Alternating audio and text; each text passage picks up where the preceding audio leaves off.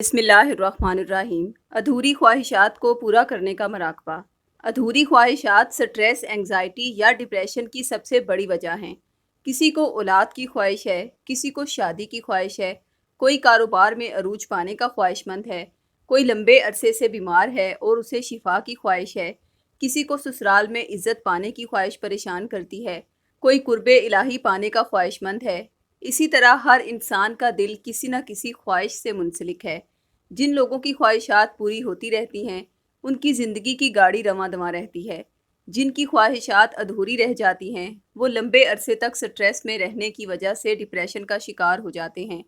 اس طرح کا ڈپریشن ادویات سے بھی ختم نہیں ہوتا، کیونکہ انہیں اپنی روزمرہ کی زندگی میں بار بار انہی ادھوری خواہشات کا سامنا کرنا پڑتا ہے۔ لہٰذا اگر آپ بھی ایسی ہی کیفیت سے گزر رہے ہیں تو ادھوری خواہشات کو جو چیز پورا کرتی ہے وہ ہے مراقبہ سبحان اللہ۔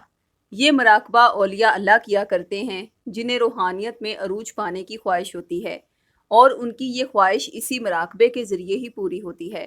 لہٰذا صرف 7 روز یہ مراقبہ کرنے سے آپ کو اپنی خواہشات کے پورا ہونے کے آثار دکھائی دینے لگیں گے انشاءاللہ۔